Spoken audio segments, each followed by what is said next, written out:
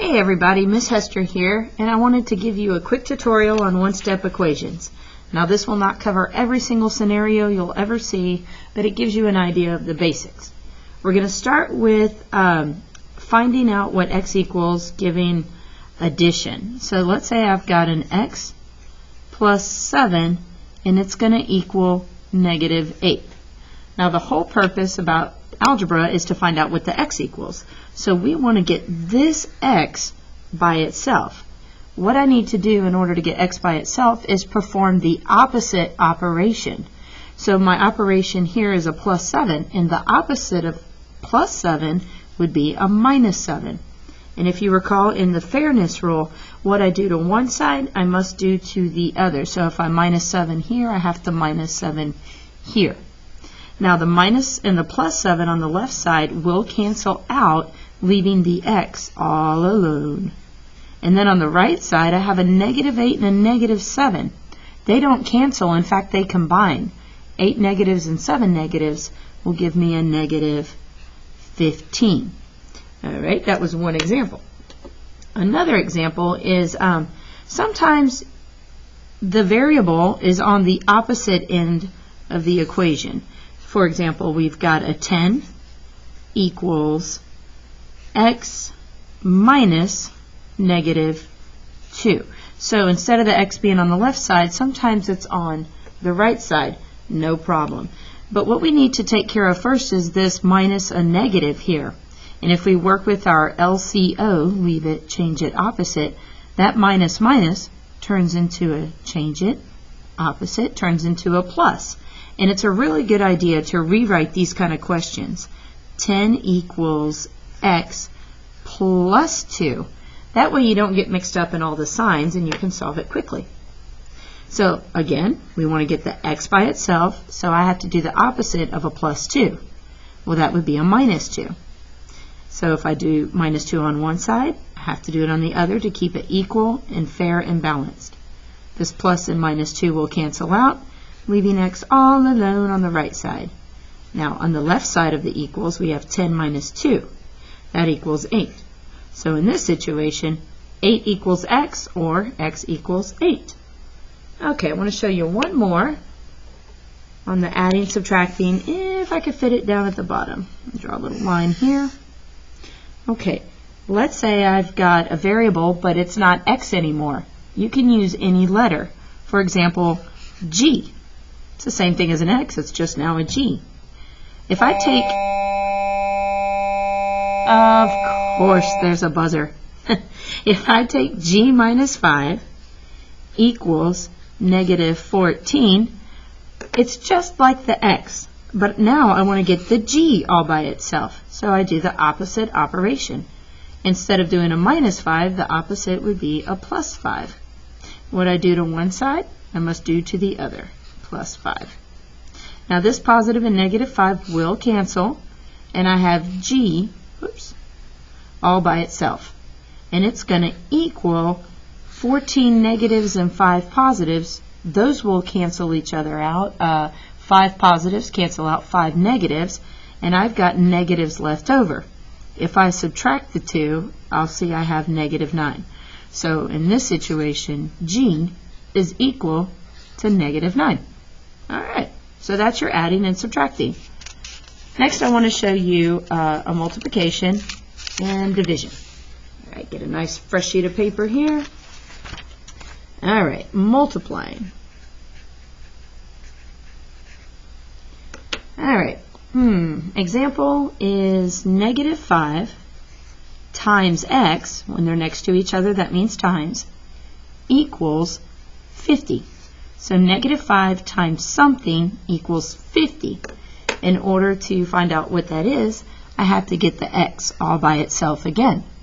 Now if I'm multiplying x times negative 5, the opposite operation would be not to multiply but to divide. So I'm going to divide both sides by negative 5.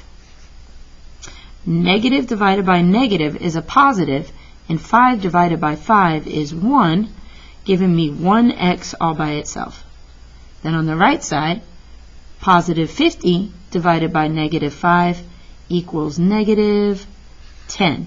You've got to be aware of your integer rules when you're working with positives and negatives. Okay, one more example for multiplying. Let's say I've got 44 on the left side, and on the right side I've got a variable, 4 times x.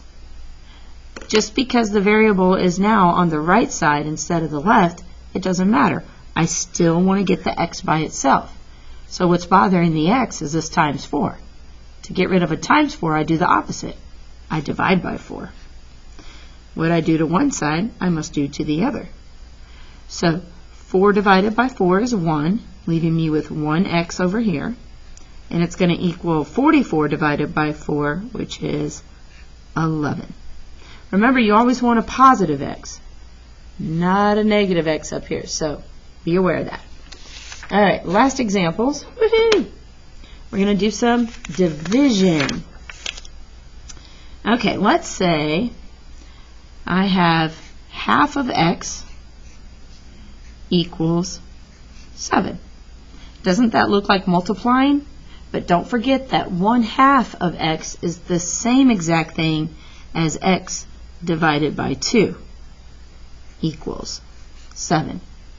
Okay, once again, I want to get this x by itself, so I have to get rid of a divided by 2. I perform the opposite operation. The opposite of dividing by 2 would be to times 2. What I do to the left side, I must do to the right. And a divide by 2 and a times 2 will cancel out, leaving the x all by itself, and 7 times 2 is 14. So is that true? Half of 14 is 7? Or 14 divided by 2 is 7? Yes, that is true. Okay, the last thing I'm going to show you is a little bit advanced. And you should be able to grasp it, I think. So, advanced. Wow.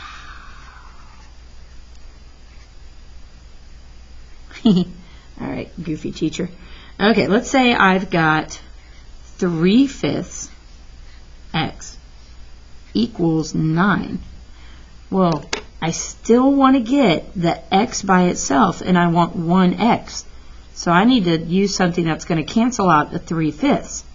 If I multiply 3/5 by its reciprocal, 5/3, the 5 and the 5 can cross-reduce, and the 3 and the 3 can cross-reduce, leaving me with 1/1, which equals 1, giving me 1x by itself.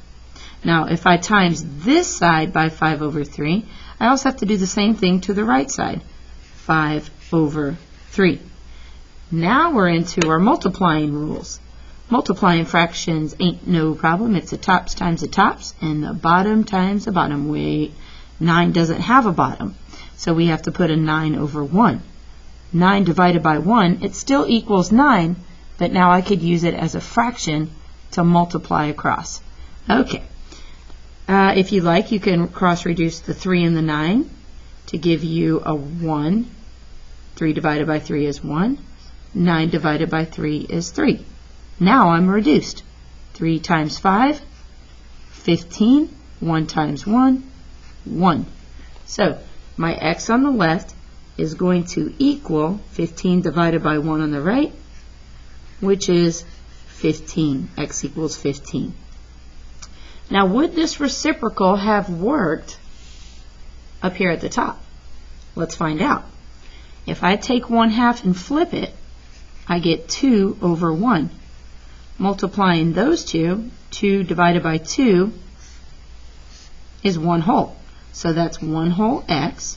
Now I've got to do the 7 times the 2/1 times 2/1.